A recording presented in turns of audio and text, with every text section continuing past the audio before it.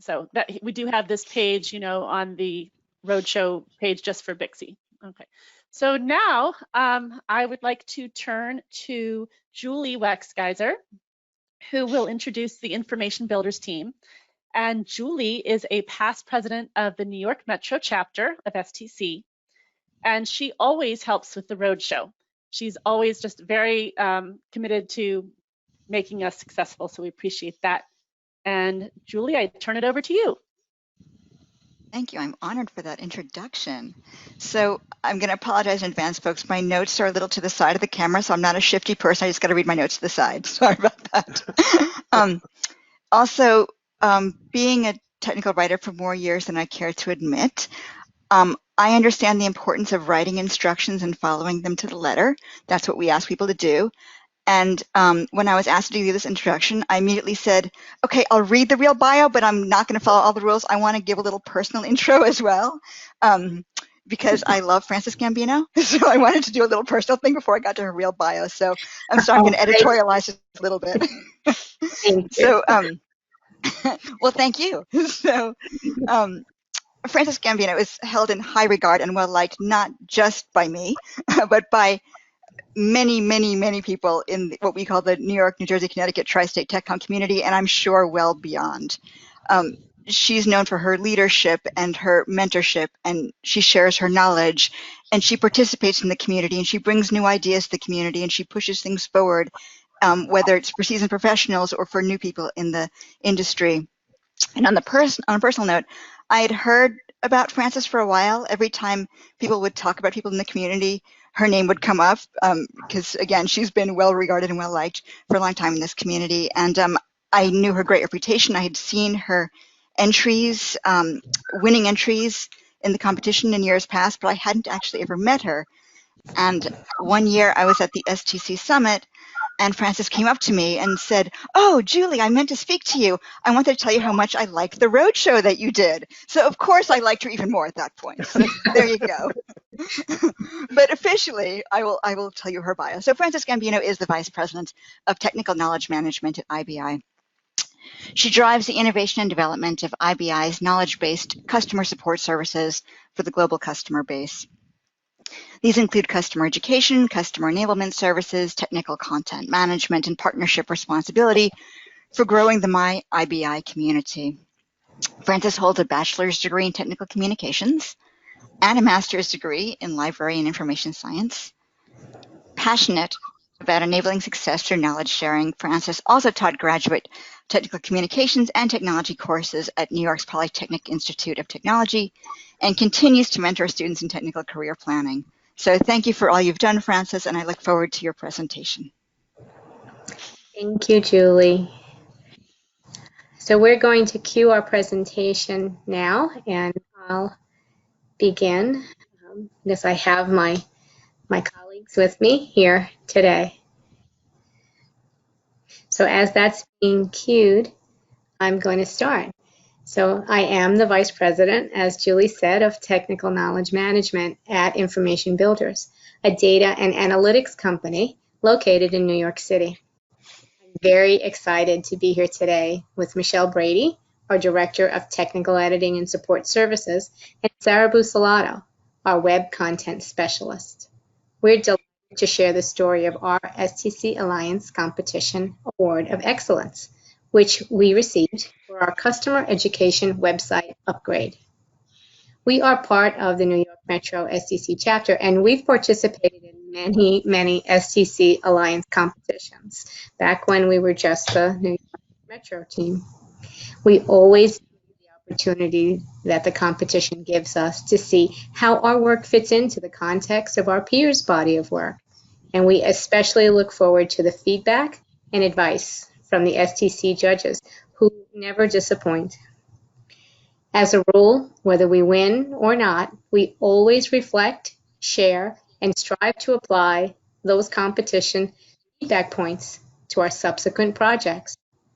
We are a very small team of technical content developers and specialists at our company, and the STC competition is a chance for us to be part of the extended family of technical communication professionals that we have in our Metro chapter and especially in the Alliance competition. So I wanted to say all of that first because that is very much one of the reasons why we enter every year and we carry that feedback forward with us. Roadshow is amazing. The way that Alliance has grown is amazing. So I'm absolutely a big supporter of everything that the STC has brought us. So with that, I'll pass off now to Sarah Buccellato to get our presentation started. Thanks so much, Frances. Okay, so to provide everyone with an overview of our customer education website, this is the main entry point for all of our new and existing customers to access our various learning resources, different types of learning options, all of which support their success with Information Builders products. It's the first impression that they have of our training services. So the screenshot that you see here, this was the starting point before we began our website upgrade. So our vision in upgrading this website is taking into account all the customer feedback that we had received to date, as well as a new corporate branding kit that was provided by marketing. We set out to improve the website's navigation and overall enhance the user experience. Our goal was to speed the customer's education planning, facilitate registration for courses, and just overall improve the customer learning journey, starting with onboarding and ending with accreditation. So a bit about the challenges that we faced. Our initial website accounted for many different types of learning formats. We offer our customers both self-service and instructor-led courses, as well as hands-on workshops. We offer accreditation, of course, across various product areas, as well as customized personal training. For each of these areas, there are different purchase options, 3 in total. Customers can purchase courses individually, or they can be purchased as a subscription or a bundle. We also offer customers, upon request, different learning paths, which help them to plan their learning journey. And taking all this into account in upgrading the website, we had 90 days in which to accomplish the upgrade. So how did we do it? Well, it was a cross-team approach between both the technical content management team and the customer education team. We used agile project management, which involved various phases of prototyping, development, and UX testing throughout the process. We had an amazing group of customers who served as UX participants to review the website and provide feedback. And we also had an amazing product team that helped to deliver a really great result within the 90-day time frame, while also handling their other projects simultaneously. So this was the result of our website upgrade. It provides customers easy access to various learning options, different learning planning resources. They could see upfront our commitment to customer success. The new website also provided customers with one-click access to their learning account, what's new, related resources, an easy way to contact us. These were areas that before were perhaps a bit buried in the website, and they were now readily surfaced for easy access. We also highlighted spots for customized offerings, quick links to other services and support options, as well as social media connections. We had several different resources that were involved in this project. Just a brief overview. We use both WordPress and Drupal as our website frameworks. We had a corporate branding kit that supported all the styling. We use Question Pro as our our survey platform, which we use those surveys to gather customer feedback. And we use Camtasia to record our one-on-one UX sessions with customers so we could share that feedback with other members of the team. Now I'll pass it over to Michele to go through some of the valuable takeaways as well as a quick demo. Great. Thank you, Sarah. Thank you. I'm going to share my screen. Okay.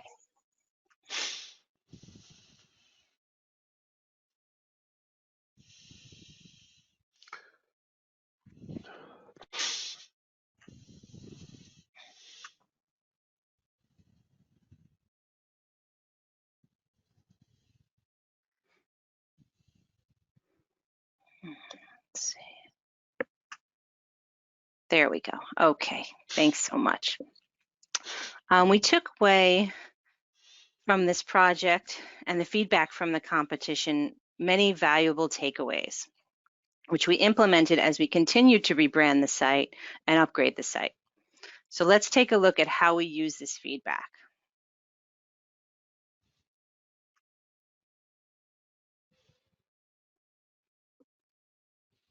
I'm just going to open up the site right now. Here it comes. Sorry for the slow load. Here we go. This is the home page for customer services and support. Here you can see how we took a minimalist approach and we use buttons to provide clear calls to action. And under Learning and Accreditation, you can click Get Started to access the new education page. On this page, the style sheet continues to anchor the site and the calls to action are clear. To access the newest learning modules, we click Learn More to view the latest content.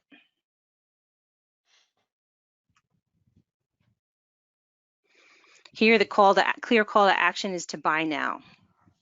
We tested these pages with our customers and confirmed the user experience was positive and the customer's needs were met. Francis, is there anything else you'd like to add?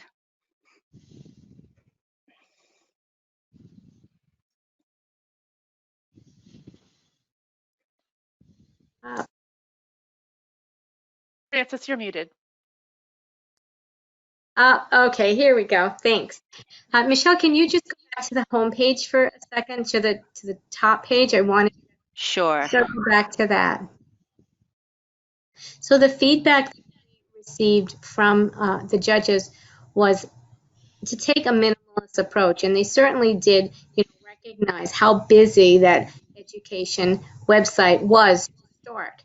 And if we go back even up one more level, Michele, I want to show how this fits in now into our corporate website. So if you scroll up a little bit, everyone can see this now is our site for all of our customer services, of which Learning and Accreditation is one area.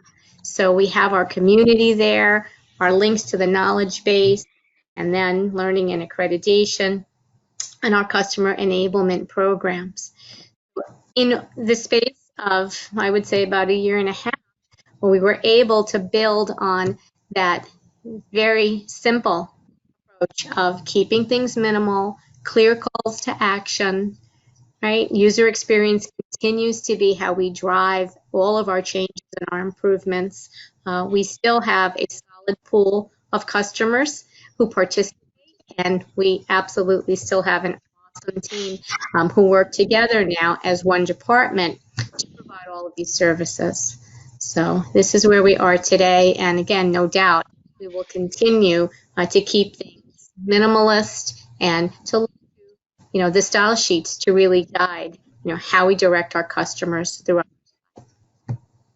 So thank you very much, Sarah and Michele.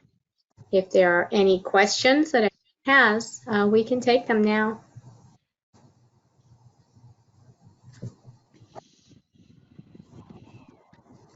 Just unmute yourself if you have questions or comments on this material.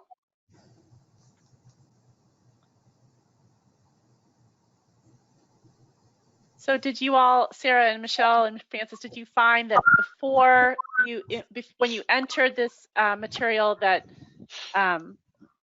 what was it about it that you wanted to change? So it looks so good now. So I just wondered, is this reflecting the changes you have made?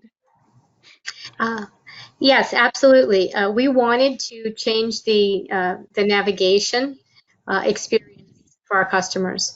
So the initial website that we started with really was just about customer education, and education opportunity for customers was intermingled, right? At Information Builders, our customers come in and they access self-service knowledge first. So to our knowledge base, or they might want to see what our courses are. So we wanted them to have all of that at their fingertips, but mainly to improve that user experience so they could go right to the course catalog or see what our instructor-led courses were without having to go from website to website and flip around.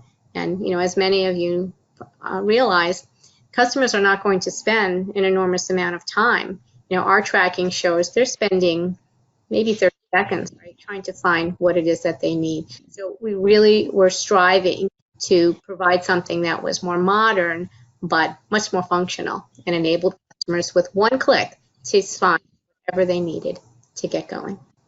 Thank you. Francis, hi, this is TJ. Could you speak to the tracking, the analytics that you employed in order to drive your decision making?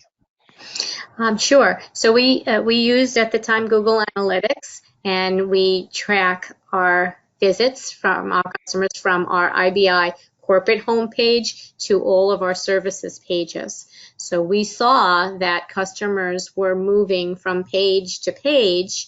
The majority of our customers were moving from page to page, but there was no action, right? No real call to action. And many of them would leave right around that 30, 40-second point if they couldn't find what they needed. We also have a feedback tab on our page. What we found that the majority of customers that looked around, they didn't even leave a question. So either they were frustrated, they went maybe to talk to a live person, which we want to avoid. But we did see after this first change, and we continue to see that the majority of our customers now are finding what they need. So we can see that the call to action is either they are reading a knowledge-based article, they are clicking on a video, you know, through completion, and to our customer education website, they're certainly finding what they need. I've seen the self-study registrations or the queries come through the website now, much more than we did before. So we tracked all of those analytics through Google Analytics. But the most important metric, TJ, is our user experience sessions. So we find that as we continue to ask customers to come to the site, just find, you know, this particular course, which courses have been updated, what is the date of the particular ILO, instructor-led, that's coming up. We really just do those little tests to see, can they find what they need right away? And it also builds a level of engagement and relationship with our customers, which, you know, we value at IBI. So metrics aside, that, you know, that connection with our customers really is what drives our acceptance rate, right? And how we know that we're on the right track. Thank you, Francis. That was great. Anyone else with comments or questions for the IBI team? No? Well, thank you all very, very much for all of your preparation for today. You did an excellent job, and it was very interesting. Thank you so much. Thank you all. Thanks. Thank You're you. welcome. So we're moving on now to our third, actually our last team of the evening. They will close us down, you know, until our closing remarks. I'm going to introduce Jonathan Wilson now. Jonathan Wilson is part of the metadata team, and he will introduce the other people on his team who will be presenting. And anytime now, Jonathan, you can share your presentation. Jonathan, I believe, is in Colorado. I am. Yeah, originally from Alabama, now in Colorado, and you have been with metadata since 2015, and you are a technical content strategist. And with that, I turn this over to you. Very interested in your group's presentation. Great, all right. Thank you very much. So right, I am Jonathan Wilson, and I am in Colorado. I'm originally based out of our New York office, from Alabama originally.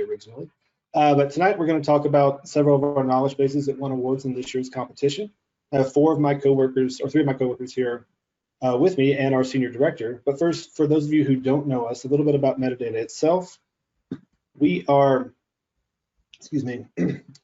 a software as a service company, and we're a platform for clinical trials. And our customers and partners include pharmaceutical, biotech, medical device, and diagnostics companies, and also academic researchers.